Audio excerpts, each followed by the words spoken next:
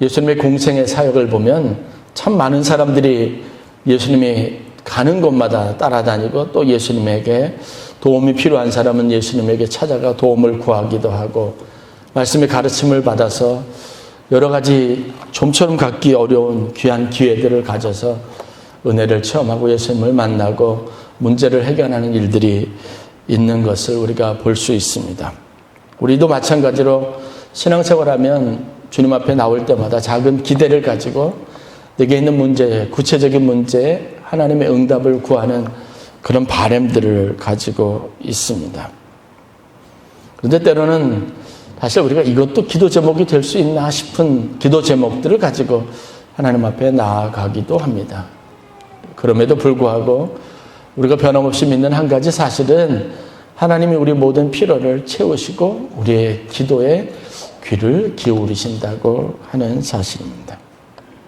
오늘 우리가 사실은 좀 짧은 본문을 선택을 했는데 오늘 제가 여러분들과 함께 보고자 하는 본문은 누가복음 12장 13절부터 34절까지 이어지는 비교적 좀 긴 내용들입니다. 그 중에서 우리가 33절과 34절 두 절만 읽었을 뿐입니다.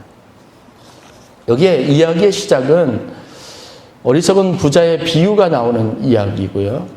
그리고 이 이야기는 예수님께서 우리에게 탐심을 물리치고 하나님 앞에 부요할 것을 가르치시는 교훈으로 맺어지고 있습니다. 너희 보물이 있는 곳에는 너희 마음도 있느니라. 아주 익숙한 우리가 구절을 대하게 됩니다. 이 말씀이 가지고 있는 의미가 무엇일까? 저는 오늘 여러분들과 함께 좀 이 문제에 대한 생각을 가져보려고 합니다. 이 이야기의 시작은 이렇습니다. 사람들이 많이 모여있는 중에 한 사람이 예수님께 나아가서 자기 마음에 원하는 것을 이제 솔직하게 이야기하면서 부탁을 드립니다. 그 부탁이라는 것이 무엇이냐면 바로 형과 자기 사이에 있는 유산을 상속하고 유산을 나누는 문제에 관련된 분쟁을 좀 예수님이 해결해 달라고 하는 것이었습니다.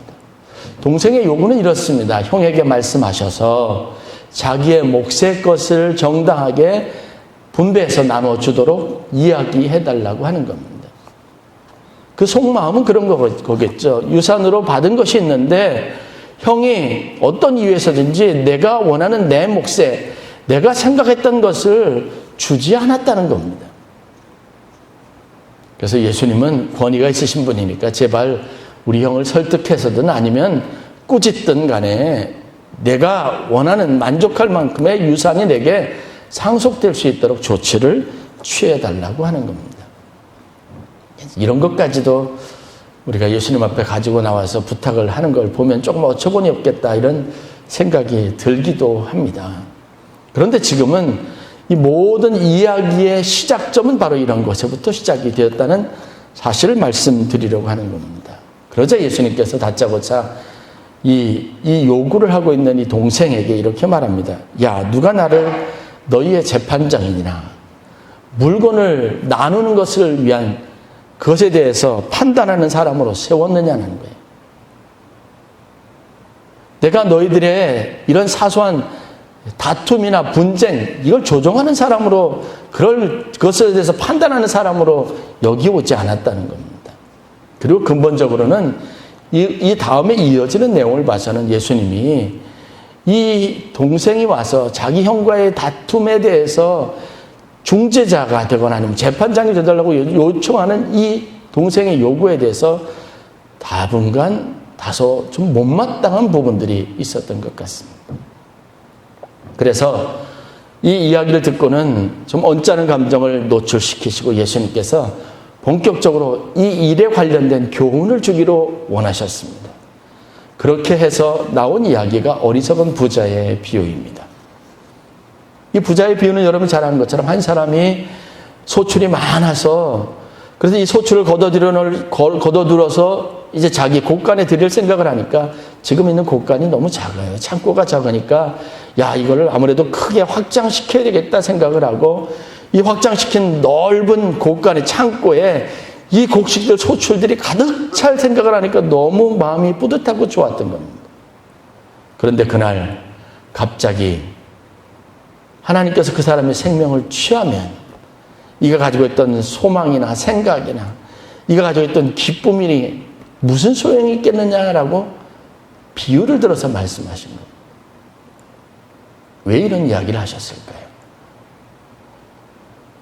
정말 인생에 중요한 것이 무엇인지를 알라고 그것에 관심을 갖는 게 필요하다고 하는 취지에서 이 비유를 드린 겁니다. 이 형제는요, 이 동생은 한 부모 밑에 태어나서 오랜 시간 같은 사랑을 받고 같은 보살핌 속에서 서로 우애를 주고받고 부모님의 사랑을 받으면서 서로 장난기 때로 다투기도 하고 그러면서 진짜 형제를 쌓아가면서 성장하고 자랐을 겁니다. 그런데 이 두 형제가 갈라지게 생겼습니다. 서로 원망하고 다투게 생겼습니다. 이유는 유산이라고 하는 것 때문에 그렇습니다. 이 이야기를 자연스럽게 이끌어내면서 주님께서 핵심적으로 하신 말씀이 뭐냐면 탐심을 물리치라는 거예요. 의외로 물질 때문에 우리가 그동안 소중하게 지켜오던 모든 관계나 가치들을 한순간에 아무것도 아닌 일로 만들 위험성이 참 많이 있습니다. 물질은 굉장히 중요한 것이기도 하지만 때로는 물질이 잘못 쓰임받게 되거나 아니면 물질이 욕심과 결합하게 되면 그동안 우리가 수십 년 공들여 만들어 왔던 이 관계나 모든 것들을 한순간에 파괴할 수 있을 만큼 무서운 것이 되기도 합니다. 오늘 누가복음 12장 13절부터 34절로 이어지는 예수님의 일련의 이 모든 사건을 다루고 그것에 관련된 교훈을 주시는 이 말씀에 따르면 바로 그겁니다. 물질은 선하고 아름다운 것이고 좋은 것이로되 그것이 탐심과 결합하면 위험해서 우리에게 가장 중요한 것을 빼앗을 수 있고 우리의 가장 소중한 것을 잃어버릴 수 있다는 사실을 경고한 겁니다. 그리고 그것과 관련되어져 있는 탐심을 물리치기 위한 가장 적절한 조치들을 가르침을 예수님께서 본문을 통해서 우리에게 주고 계십니다. 저는 그래서 본문을 중심으로 해서 여러분 그리스도인이 가져야 될 경제생활의 원칙, 물질관에 관련해서 여러분들과 함께 좀 깊이 고민하고 생각해 보려고 합니다. 4가지 원칙을 여러분들이 가졌으면 좋겠습니다. 물질에 관련된 물질관이에요. 경제생활의 원칙입니다. 이것을 성경이 우리에게 엄격하게 말하고 있는 것이고 예수님께서 오늘 본문을 통해서 우리에게 주는 중요한 교훈입니다. 물질은 여러분 하나님이 주신 축복이고 선물인 줄 믿으시기를 바랍니다. 많은 사람들은 성경에 나오는 물질로 인해서 일어난 사람들의 여러 가지 악한 일, 그것 때문에 일어나는 스캔들이나 이런 문제 때문에 물질 자체를, 축복 자체를 오히려 악한 것으로 여기고 죄악시하고 터부시 여기는 경향들을 쉽게 가집니다. 하나님 앞에 우리가 그래서 하나님께서 우리의 인생을 부유하게 하시길 원하는 기도를 잘 하지 않으려고 합니다. 그것은 마치 건강하지 못한 신앙을 가진 사람들이 그리고 잘못된 사람들이 신앙을 알지 못하는 사람들이 구하는 것으로 흔히 그렇게 쉽게 여겨버리고 치부해버리는 경향들을 보이고 있습니다. 물질적인 번영과 축복을 누리는 것이 과연 악입니까? 아닙니까? 부와 번영에 대해서 성경이 말하고 있는 가르침은 무엇인지 우리가 좀 더 깊이 볼 필요가 있습니다. 결론적으로 말씀드리면 부와 번창하는 것은요, 하나님이 우리 인생에게 주시는 가장 중요한 약속이고 그것이 하나님과 우리 사이에 믿음의 관계, 하나님을 전적으로 의지하고 하나님 말씀에 귀를 기울이게 하는 가장 중요한 동기가 되고 있다는 사실입니다. 차치하고 살아도 하나님은 우리에게 부한 삶을 원하시고 우리가 번창하기를 원하신다는 것을 믿으시기를 바랍니다. 그러므로 우리가 부자로 사는 것, 성공하는 것은 부끄러운 일이 아닙니다. 이것은 비난받을 일도 아닙니다. 하나님이 원하시는 거라는 분명한 신앙 고백을 가질 수 있어야 합니다. 아담과 하와에게 주신 에덴 동산은 부족함이 없는 만족할 만한 곳이었습니다. 아브라함을 부르실 때 그의 처음 동기, 그의 마음속에서 순종할 동기를 유발해 주셨어요. 그리고 그가 결단할 수 있게 쉽게 그의 마음을 움직였습니다. 자기가 오랫동안 살았던 땅에서 벗어날 수 있었던 이유, 어느 날 갑자기 자기에게 들렸던 음성에 순종할 수 있었던 이유가 뭡니까? 내가 최소한 그것을 따르는 것이 지금 여기에 있는 것보다 더 낫다고 하는 가치 판단이 분명히 있었기 때문입니다. 하나님이 아브라함에게 주셨던 축복이 뭡니까? 복의 근원이 될 것이라는 거예요. 모든 것을 소유를 넉넉하게 해주시겠다고 했습니다. 내 자손들을 많아지게 하고 그 확장된 자손들이 번성한 자손들이 사용하고 누리고 살아가기에 조금도 부족함이 없게 하겠다는 약속이 있었습니다. 여러분, 이 약속 앞에 주저할 사람이 누가 있겠습니까? 그 약속의 축복은 아들 이삭에게 이어져서 이삭은요, 성경의 직접적인 표현으로 보면 큰 부자가 됐다고 말합니다. 하나님 형통하는 축복을 주셨다고 해서 그에게 나타나는 실질적인 결과가 무엇이냐면 그가 땅에다 소출을 심으면 그 소출이 100배가 되어서 거두어지는 겁니다. 이것 때문에 여러분 아는 것처럼 그 땅에 있었던 사람들과 갈등을 겪게 된 겁니다. 갈등의 단초가 될지언정 하나님께서 이삭에게 축복을 주는 것을 주저하지 않았습니다. 그리고 여러분 관심을 갖고 보면 이삭에게 주셨던 이 축복은 처음에는 갈등의 씨앗이 됐습니다. 왜냐하면 그 땅에 있는 사람들이 이 이삭의 축복을 시기했으니까요. 괴롭혔습니다. 쫓아내려고 했습니다. 그런데 이 축복, 이삭에게 주셨던 축복이 결국 그 땅에 있는 모든 사람들이 축복이 됐습니다. 자기에게 주신 소유를, 물질의 축복을 다루는 이삭의 신앙적인 태도가 결국은 이 축복을 정말로 모든 사람과 함께 누릴 수 있는 축복이 되게 한 겁니다. 잘 사는 것이 여러분 문제입니까?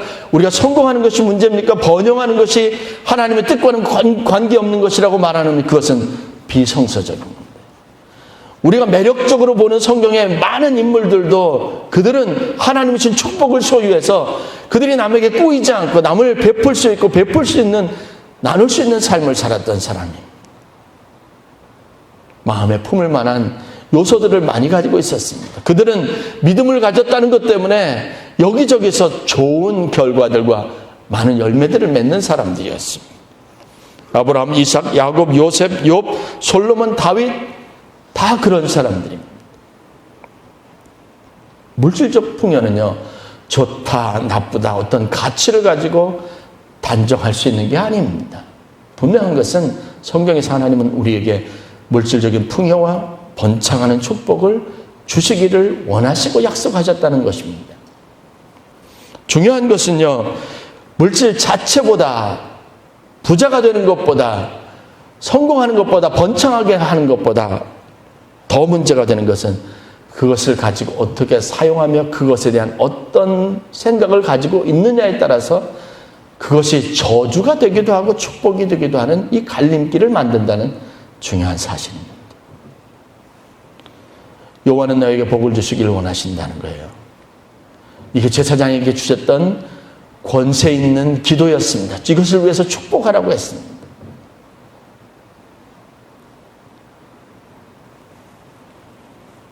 두 번째, 물질에 대해서 우리가 가져야 될 또 다른 중요한 교훈입니다. 이것이 진짜 축복이 되기 위해서 하나님의 뜻을 온전하게 내 삶 속에 이루기 위해서 우리는 탐욕이라고 하는 것을 경계해야 합니다. 예수님께서는요, 돈을 나쁘게 보지 않았어요. 돈을 사랑하는 마음을 악의 뿌리라고 보았다는 겁니다. 우리가 하나님이 주신 축복을 바로 사용하지 못하고 그것에 대해서 우리가 가지고 있는 생각이 우리의 욕심과 결합을 하면 이것이 심각한 문제가 되는 겁니다. 그래서 성경은 그 자체, 물질 자체보다도 탐심을 물리치라고 말합니다. 예수님이 오늘 어리석은 부자의 비유를 말하면서도 경계하시는 말씀이 누가복음 12장 15절에 모든 탐심을 물리치라.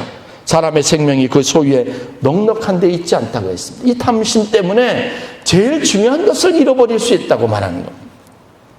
이 사람은 형제와의 우위를 포기했습니다. 소송을 제기해서 본격적으로 형과 다툼을 하겠다는 겁니다.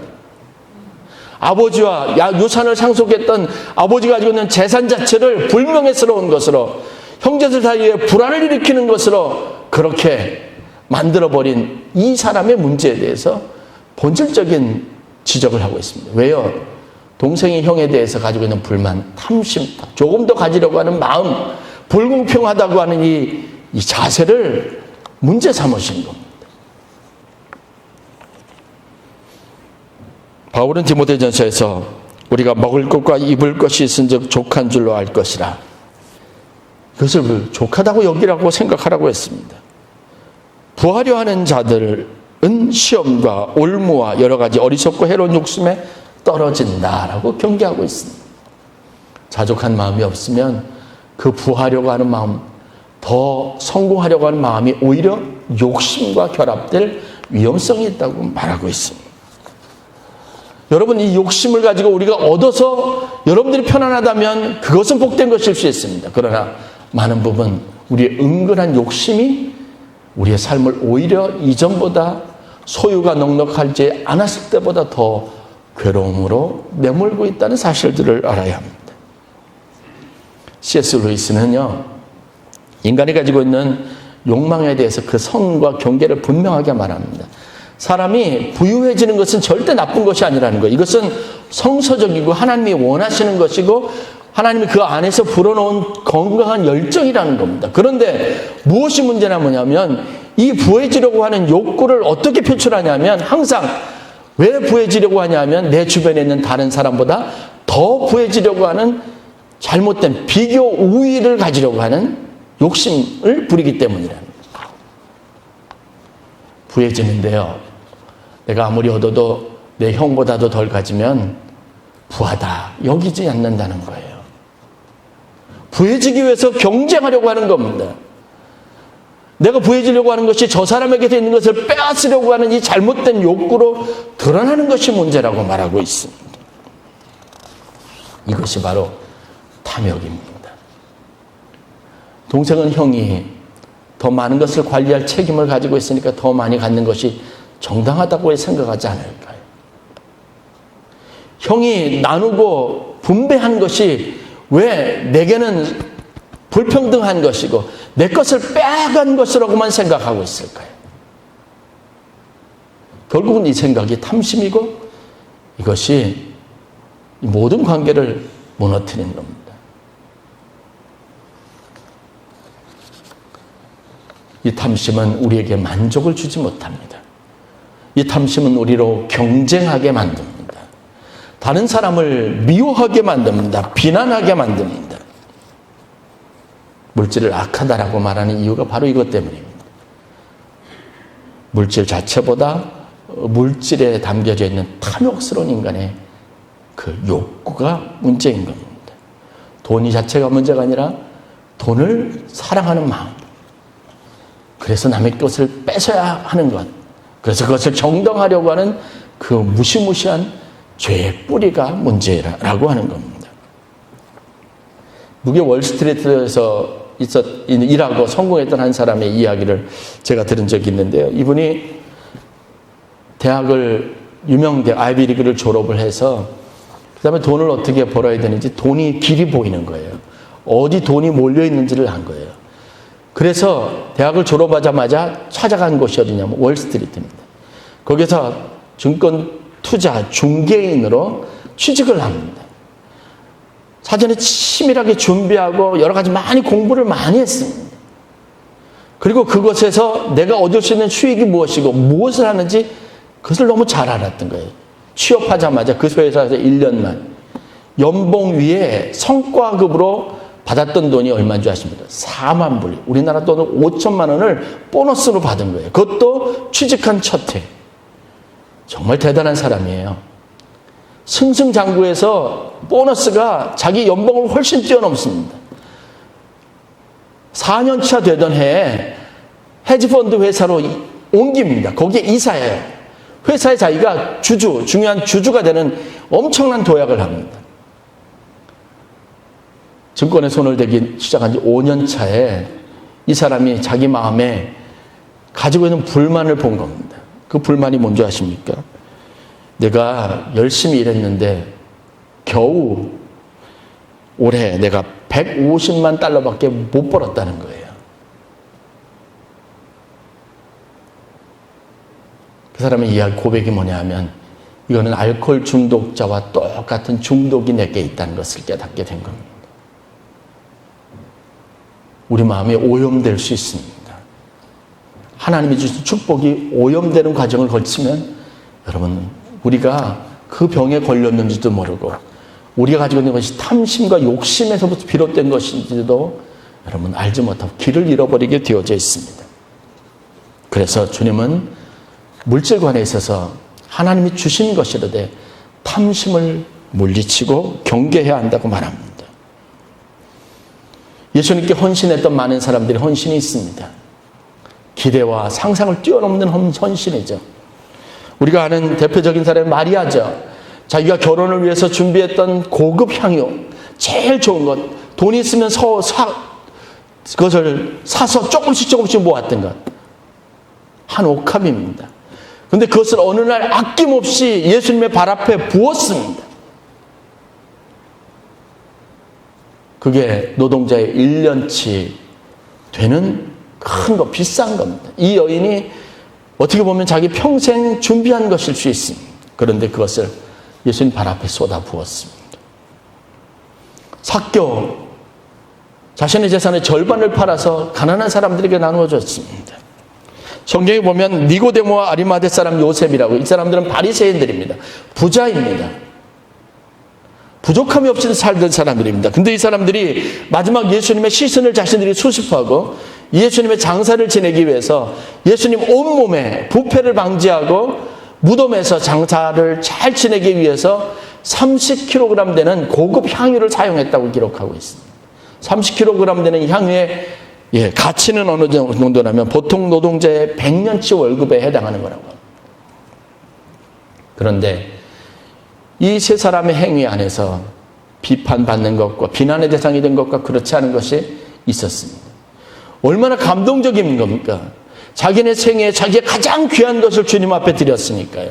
삭개오 같은 경우는 굉장히 세리로서 셈이 밝은 사람인데 예수님을 만난 이후로 변화받아서 자기의 재산을 절반을 가난한 사람을 위해서 창고를 열어서 다 베풀었습니다.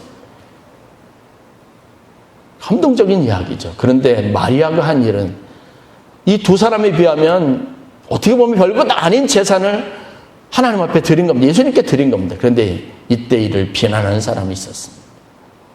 결국은 물질의 양이나 얼마를 드렸느냐 이런 숫자가 중요한 게 아니라 그것을 바라보는 사람의 마음이 그것을 다르게 해석하더라는 겁니다. 마리아의 한 일에 대해서 비난했던 사람이 누굽니까? 가룟 유다입니다. 그에게 무엇이 있어서요? 욕심이 있었기 때문에 그렇습니다. 탐심이 있었습니다. 이 일을 어떤 사람은 정당하게 보았는데 가룟 유다는 그것을 비난의 대상으로 보았던 겁니다. 그럼 뭐라고 얘기했습니다. 이것을 가난한 자에게 나누어주면 훨씬 많은 사람들을 공개하고 도울 수 있었을 텐데 왜 예수님의 평상시 가졌던 태도와는 다르게 이것을 낭비하고 허비하게 했느냐는 겁니다. 결국은 물질에서 그것에 대해서 어떤 가치를 가지고 어떤 태도를 갖느냐에 따라서 우리 마음에 따라서 그것이 다른 의미를 갖게 된다는 사실들을 우리가 보게 됩니다. 여러분, 욕심을 물리칠 수 있어야 될 줄로 믿습니다. 때로는 우리가 다른 사람들이 가지고 어떻게 저렇게 소비하냐고 비난합니다. 그런데 여러분, 그 비난이 정당한가는 되돌아봐야 합니다. 저걸 아끼면 더 좋은 일에 쓸 수 있는데 어떻게 밥 한 끼 먹는데 10만 원을 쓰고 20만 원을 쓰냐고 얘기하는 사람이 있습니다. 그리고 비난합니다. 그런데 여러분, 내가 밥 한 끼 먹는데 2만 원, 3만 원 드리는 것은 상대적으로 정당한 것이고 비난받지 말아야 될 것인지 되물어봐야 합니다. 제가 선교사를 하면서 그 갈등 참 많이 경험했습니다. 루마니아하고 저에 있었던 한국 사이에 경제적인 수준 차이가 굉장했어요. 한 15년 정도 차이 나는 것 같아요. 루마니아에 가니까 제 어린 시절 생활상 흔히 보던 것들이 그대로 다 있는 거예요. 가판에서 어렵게 처음에 가니까요. 노동하시고 물건을, 채소를 파는 분이 있는데 제가 그거 다 달라고 해도 그럼 그 돈 10,000원만 내면 됐어요.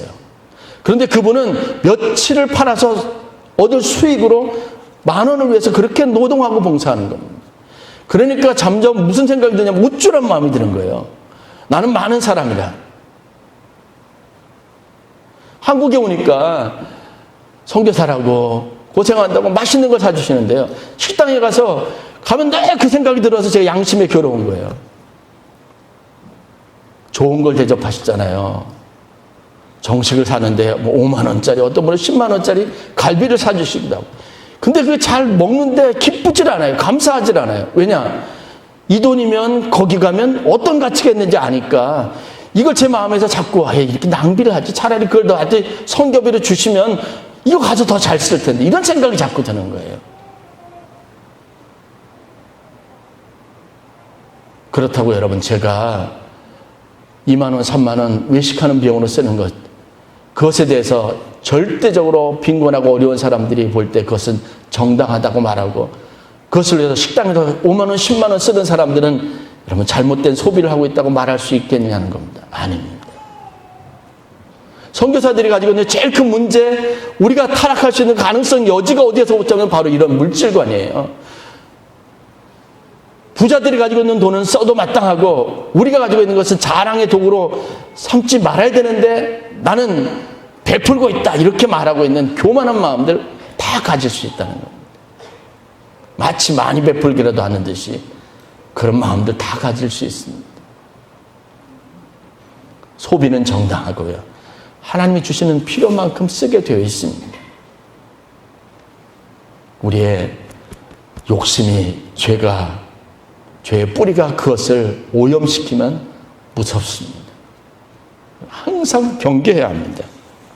그래서 세 번째, 본문에서 나오는 것처럼 자족하고 만족하는 마음을 가져야 합니다. 그 이유가 뭐라고 말하냐면 모든 필요 쓸 것은 하나님이 주시기 때문에 그렇습니다. 그러니까 내가 이 곳간 주인이 아니에요. 내 재정의 통장의 주인은 하나님이십니다. 여러분, 이것은 우리가 신앙적으로 계속 훈련해야 될 겁니다. 그래서 이스라엘 백성들에게 하나님께서 출애굽 40년 동안 이 훈련을 시켰다고 봅니다.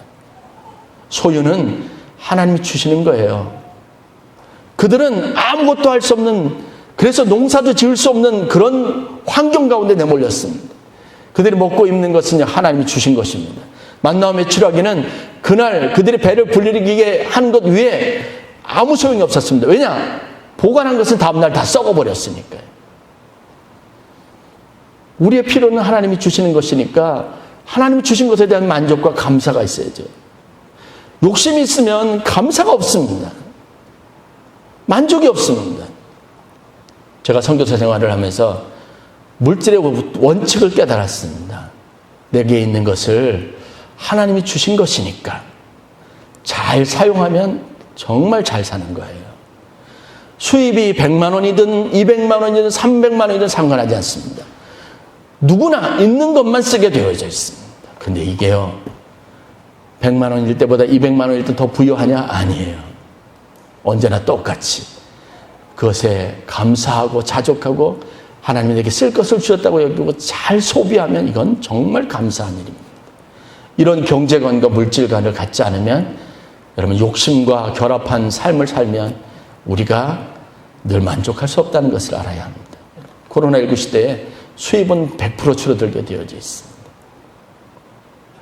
저희 교회 사업하시는 식당 하시는 분에게 제가 신방차 가서 점심을 먹었습니다. 목사님, 이제는 내야 될 세금 걱정이 아니라 이제는 환급 받을 세금이 얼마인지 계산하게 생겼다는 거예요. 그 얘기는 뭔지 제가 잘 몰랐어요. 예전에는 수입이 있어가지고 그것 때문에 내가 얼마나 세금을 내야 되는지 세금 정산을 해야 되는데 이제는 낼 것이 없을 만큼 수입이 적어들어서 이제는 정부에서 주는 환급금을 받아야 되는데 얼마만큼 환급을 받을 수 있는지 그걸 고민하게 생겼다는 거예요. 이게 우스갯소리지만 그만큼 수입이 왕창 줄었다는 겁니다.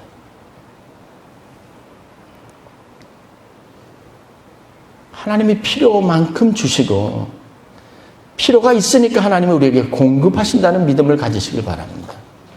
이건 우리의 신앙 고백이 되어야 될 줄로 믿습니다. 필요한 것이 있다면 여러분, 나는 사실 쓰는 게 한계가 있어요. 다른 사람을 위해서 쓸 필요가 생기는 거죠. 이 믿음을 가져야 합니다. 그래서 마지막으로 우리 가져야 될 물질과는요, 물질을 잘 사용하는 법을 배워야 합니다. 가치 있게 물질을 사용하는 법을 배워야 한다는 겁니다. 물질은 하나님이 주신 것입니다. 아멘. 탐심을 반드시 물리쳐야 이 물질이 축복이 될 수 있음을 믿으시길 바랍니다. 물질은요, 필요한 만큼 하나님이 공급해 주시는 것이라고 믿으시기 바랍니다. 그래서 늘 자족하고 만족한 마음을 가져야 돼요. 마지막, 우리에게 있는 것이 가치 있기를 위해서 여러분 많이 기도하고 관심을 가지시길 바랍니다. 물질 자체보다 그것이 어떻게 쓰임받느냐가 중요한 겁니다. 이것은 성도들이 해야 할 물질 훈련입니다. 오늘 34절 말씀, 여러분 본문을 쭉 읽어보면 다시 한번 읽어보세요. 제가 매주일 설교 동영상을 올려놓기도 하지만 정말 시간을 많이 투자해서 설교 요약을 본문 우리 요약을 홈페이지에다가 꼭 적습니다. 그럼 한번 보세요. 그러면 좀 더 제 설교를 잘 이해할 수 있을 겁니다. 마지막 34절이 가지고 있는 이 말, 너희 보물이 있는 곳에 너희 마음도 있다. 그러니까 하나님 앞에 헌금하는 것 정도를 보면 저 사람이 얼마나 하나님 앞에 마음이 있는지를 알겠다. 이렇게 보통 일상적으로 이해하는데요. 아니에요. 이 본문이 가지고 있는 진짜 의미, 그래서 이 34절이 가지고 있는 의미는요, 보물은 그것을 보배롭게 하는 마음에서 비롯된다는 거예요. 두 랩도는요, 그 여자에게 있어서 보물입니다. 왜냐? 그것을 보배롭고 귀하게 여기는 마음이 그 여인에게 있었기 때문이에요. 양, 수에 관련된 것과 관계없습니다. 이 물질을 대하는 내 태도가 그것을 소중하게 여기면 그것은요, 하나님 앞에 보물일 것입니다.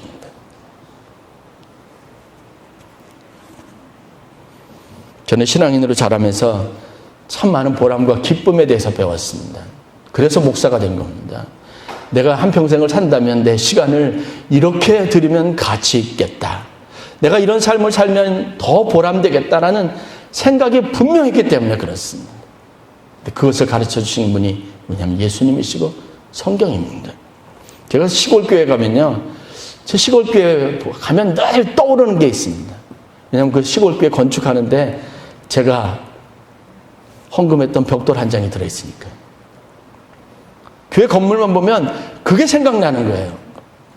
그 교회를 짓기 위해서 제가 초등학교 5학년, 6학년 때 건축 계획을 세우고 주일학교 학생들을 동원했는데 누가 보면 그걸 가지고 앵벌이 했다라고 말할 수도 있어요. 학교 끝나면 저희가 선생님하고 단합을 해서 뭐냐면 저희 마을 이렇게 가운데 개울이 있는데 거기에 개울에 리어카를 끌고 가서 한 리어카 자갈을 주워가지고 교회 마당에다 쏟아붓는 겁니다. 그렇게 모아서 그걸 가지고 건축 자재를 했어요. 건축하는데 돈을 아끼겠다고요. 고사리 손으로 주었던 이 돌 하나, 그게 교회 건물을 이루었으니까 보람이 있었습니다. 교회 건축을 앞두고 부흥회를 하는데요, 강사님이 여러분 벽돌 한 장을 하나님 앞에 드리세요라고 하는 거예요. 그때 제 마음에 소원이 생겨서 그 벽돌 한 장을 드리기 위해서 그 돈이 얼마인지 장로님들한테 물어보니까 얼마 정도 된대요. 그 돈을 어떻게 모을 수 있나 생각을 해보니까 제가 돈벌이가 없잖아요. 그래서 어떻게 하냐면 씀씀이를 줄이자. 그 씀씀이가 어디서 나오겠어요? 부모님이 저에게 차비로 주신 건데 이 차비를 아끼면 한 3, 4일 아끼면 그게 벽돌 한 장이 되겠더라고요. 그래서 제 친구들 몇 명이랑 8km 거리 되는 거리를요, 걸어서 다녔습니다. 하나도 힘들지 않았어요. 제가 그렇게 8km 3일 동안 걸어 다녀서 모았던, 아꼈던 차비가 그 건물 안에 그대로 들어가 있기 때문입니다. 물질은요, 가치를 가지면 내 인생의 보람이고 기쁨이 됩니다. 제가 저희 교회 선교하는데 여러분 좀 귀찮으실 거예요. 청년들 선교여행 가면 뭐 카페에서 커피 팔아라, 브런치 해라, 그리고 어른들에게 찾아다니면서 이 아이스티 같은 거 해가지고 아이스티 한 잔씩 주면서 강매하면서 헌금해 주세요 요청을 하는 거예요. 여러분 여선교회에서 바자회 하잖아요. 있는 옷들 다 내놓습니다. 그거 1,000원, 2,000원에 사는 거예요. 어떤 사람은 1,000원, 2,000원에 팔아가지고 그게 뭐 얼마나 돈이 되겠냐고 하는데 저는요 생각이 다릅니다. 여러분들이 아주 작은 정성을 가지고 별것 아닌 것 같지만 이 물질을 가치 있게 사용하게 될 때 그 일이 쓰이는 곳에서 정말 우리 마음속에 깊이 남을 소중한 이정표가 되는 거예요. 1,000원이 가치 있습니다. 우리가 무심코 소비하는 100만 원보다 훨씬 더 가치 있게 남아질 수 있습니다. 성경에서는 오늘 우리가 읽은 33절에 보면 이런 표현을 씁니다. 낡아지지 않는 배낭에 담긴 하늘에 둔 바 다함이 없는 보물이라고요. 이 보물을 쌓아두라는 거예요. 낡아지지 않는 배낭에 담으라는 겁니다. 하늘에 둔 바 보물, 영원히 소멸되지 않는 일을 하라는 겁니다. 탐심은 하나님 앞에 부요할 때, 즉 하나님 앞에 무조건 바치라고 여러분 협박하는 게 아니라 하나님의 나라를 위해서 내가 아닌 다른 사람을 위해서 의미 있고 가치 있게 이 물질이 쓰임받기를 원하는 구체적인 고민과 근심과 염려 안에서 상상력 안에서 소망 안에서 이것은요 내 평생에 내가 가장 보람 있는 소비가 될 수 있다는 것을 말씀하고 있는 겁니다. 얼마 전에 루마니아 알렉산드리아 교회에 있는 크리스티 목사가 저한테 사진을 보내왔는데요. 깨끗하게 단장되어지고 페인트 칠을 예쁘게 한 교회 모습을 보았습니다. 얼마나 기뻤는지 몰라요. 여러분 우리가 무엇을 했냐 하겠지만 여러분들이 필요할 때마다 그 교회에 주었던 격려, 그 교회에 모았던 아주 작은 것, 여러분 우리가 수천만 원, 수억 그 교회에 지원한 적 없어요. 그러나 필요할 때 우리가 그 성도들에게 그렇게 큰 힘이 되기를 바라는 마음으로 모았던 10만 원, 20만 원, 때로는 난방을 위해서 가스를 도와주는 일을 위해서 모았던 헌금, 보냈던 헌금, 이런 것들이 그 교회에 아름답게 성도들의 삶의 예배 생활의 즐거움으로 그대로 드러나는 것. 다른 사람은 몰라요. 저는 그 사진이 주는 의미, 그 안에 담겨있던 헌신, 그 가치를 알기 때문에 특별한 즐거움이 있었습니다. 그래서 저는 이런 일들을 위해서 선교하고 우리가 드리는 물질이 가치 있게 쓰임받는 것에 대한 자긍과 긍지가 누구보다도 큽니다. 아마 원로 목사님이 그런 마음으로 선교하셨고 여러분들이 그런 마음으로 지금껏 하셨을 겁니다. 여러분들이 드리는 헌금, 하나님께 드린 그것들이 가치 있도록 하는 게 우리 임원들이 같이 머리를 맞대고 하는 고민이에요. 그래서 그게 의미가 있는 겁니다. 어려운 시기가 오지만 여러분 이 어려운 시간을 이겨낼 수 있는 믿음이 여러분들 가운데 있기를 바랍니다. 수입은 분명히 줄어들 겁니다. 교회도 여러 가지 어려움이 있을 겁니다. 그렇지만 여러분 하나님은 필요한 건 주시는 분이라는 믿음을 가지고 조급해하지 않기를 바랍니다. 그리고요 내게 있는 아주 작은 것이지만 이게 어떤 가치를 가지고 의미 있게 쓰임받을 수 있는지를 우리가 경제적으로 위축되고 어려움 있는 상황 속에서도 항상 생각하는 믿음을 가질 수 있기를 주의 이름으로 간절히 축원합니다. 바른 물질관을 가지고 여러분 이런 경제 원칙을 가지고 여러분 삶에서 늘 감사와 기쁨이 넘치는 성도들이 되기를 주의 이름으로 간절히 축원합니다. 기도하겠습니다.